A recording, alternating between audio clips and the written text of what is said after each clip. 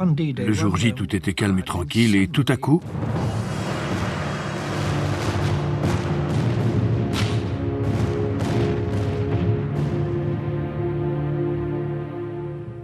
Vous étiez au cœur de la bataille. Ça s'est passé comme ça, brutalement, soudainement. C'était l'horreur.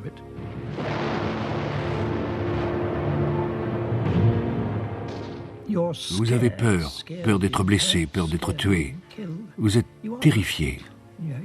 Vous savez que vous êtes terrifié, mais vous craignez aussi d'être lâche, de laisser tomber vos hommes, de ne pas faire votre boulot.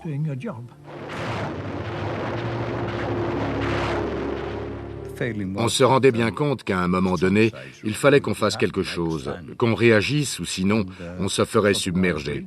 Alors autant gagner du temps et commencer à réagir tout de suite. Je pense que nous étions sincèrement convaincus que le haut commandement allemand et les nazis représentaient le mal absolu et qu'il fallait les arrêter.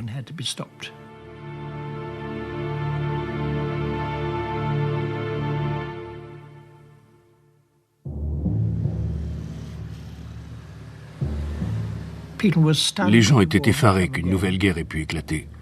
Mais ils savaient qu'il fallait se résigner et faire face, alors ils ont accepté, ils ont fait face. Je me suis engagé pour 7 ans, dont 5 comme réserviste de première classe.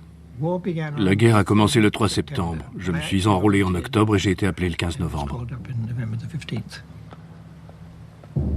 On savait très bien que notre entraînement était celui d'un bataillon d'assaut. On était parfaitement conscient que les plages étaient truffées de mines et qu'il y avait des piquets partout et tout un tas d'autres trucs.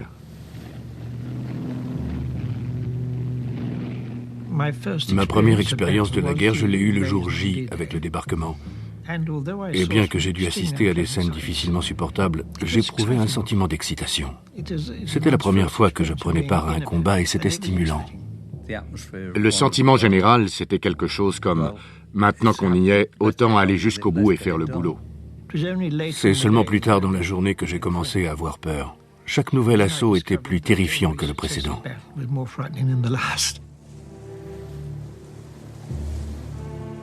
Nous avons regagné le bateau et toute l'opération a été reportée de 24 heures à cause du mauvais temps.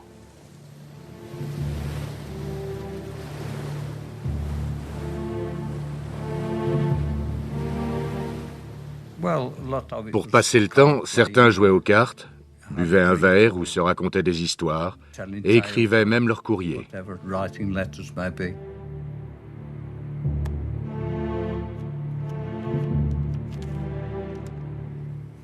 Vous êtes entraîné, vous êtes prêt, vous connaissez les ordres, vous faites ce que vous avez à faire. Nous avons embarqué à 5 heures du matin.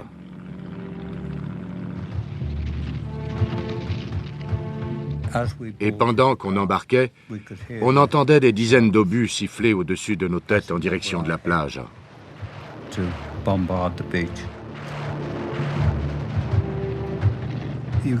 Vous ne pouvez pas imaginer le nombre de barges de débarquement et de bateaux qu'il y avait autour de nous. Et avec un tel déploiement, il serait impossible à quiconque de nous empêcher d'accoster.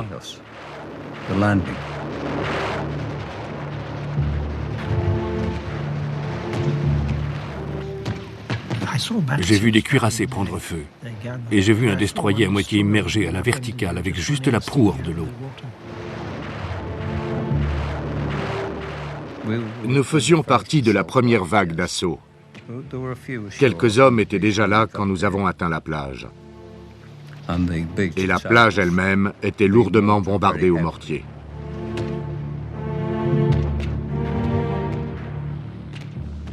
La peur vous envahit quand vous avez vécu un événement terrifiant et que vous savez que cela va recommencer.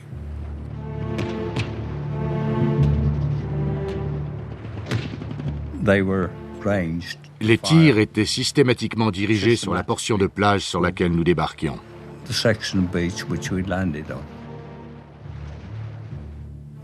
Et ces tirs semblaient ne jamais devoir s'arrêter.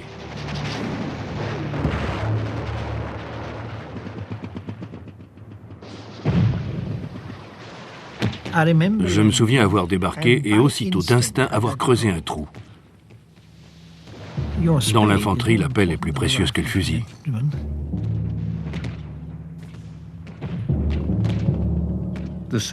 C'était une scène d'apocalypse.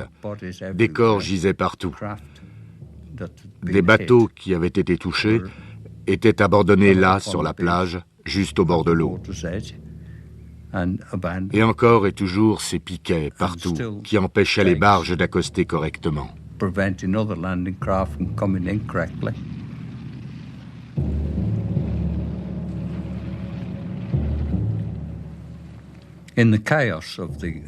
Dans le chaos des premières heures du débarquement, les barges se succédaient à un rythme effréné, déposant hommes et véhicules à des endroits trop dangereux, vraiment très exposés. Mais c'était inévitable, on devait faire avec.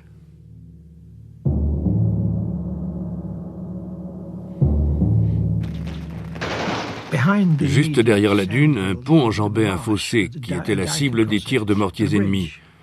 Abattre ces ponts faisait partie de leur tactique de défense, mais on devait absolument passer.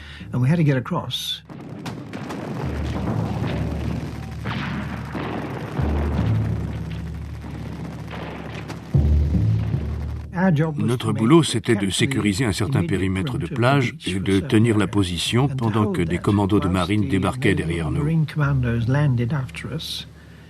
Eux avaient pour mission d'attaquer certains points stratégiques. Quand la fusillade éclate, vous vous jetez au sol, et une fois à terre, vous rompez, vous observez, vous tirez. Mais pas les commandos. Ils ont leur propre technique. Ils progressent par deux en courant droit sur l'ennemi, deux par deux. Ils foncent sans hésiter, et sur toute la percée, le sol est jonché de corps, les bérets verts. Malgré les pertes, ils ont rempli leur mission. Nous avons rempli la nôtre et sommes passés à l'objectif suivant.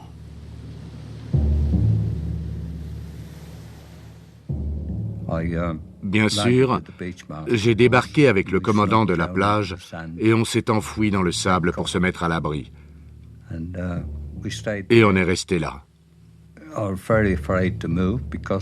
J'avais très peur de bouger à cause des tirs de mortier qui n'arrêtaient pas. Mais fort heureusement, ils ne semblaient pas pouvoir nous atteindre.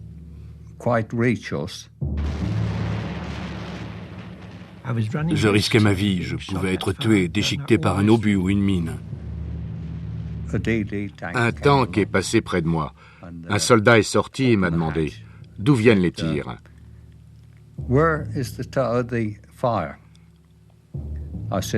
J'ai répondu « À droite, 45 degrés, environ 200 mètres. » « OK. » Il a disparu dans le tank, le canon a pivoté. Un obus, bang, et les tirs de mortier ont cessé. Sur les 36 officiers qui ont débarqué sur la plage le jour J, 6 seulement ont survécu.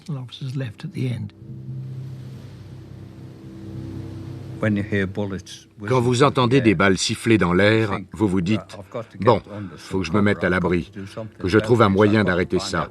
Il faut que je sache d'où ça vient. Est-ce que je peux attaquer et me défendre ?» Nous croulions sous les tirs défensifs de l'ennemi. J'ai plongé sous un M14 et j'ai évité le pire. Mais beaucoup d'hommes autour de moi sont morts. Et soudain, j'ai réalisé que j'avais peur. On affronte la peur en se disant que de toute façon, il faut y aller, mais à chaque fois que quelque chose atterrit près de vous, l'angoisse augmente d'un cran. Une odeur persistante d'explosifs flottait dans l'air. Elle ne nous quittait pas. Mais c'était surtout le bruit qui était présent. Un bruit étourdissant, incroyable.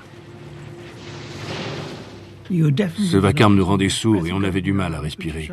Mais soudain, on se rendait compte qu'on n'avait pas été touché. Seulement, ça continuait et le courage nous quittait peu à peu.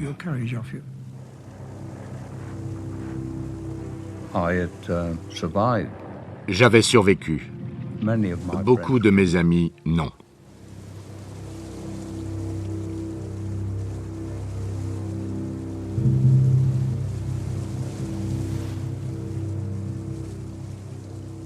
Le moral était remonté après le jour J. On était soulagé de n'accuser que des pertes mineures compte tenu de ce qu'on avait dû affronter. Ce sont les meilleurs qui partent les premiers, car ce sont les plus courageux. Ils foncent droit devant sans hésiter. C'est triste, vraiment triste. Mais il faut comprendre qu'à la guerre, c'est comme ça que ça se passe.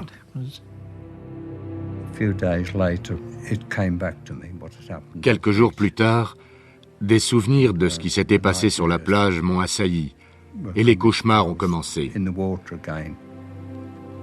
J'étais à nouveau dans l'eau, je me débattais, donnais des coups de pied pour me libérer, baignant dans une mer rouge de sang.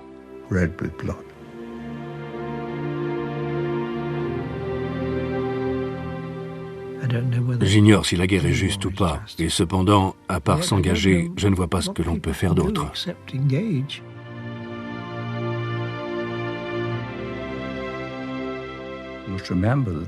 Vous devez toujours vous rappeler que la liberté dont vous jouissez aujourd'hui a été chèrement acquise durant cette guerre.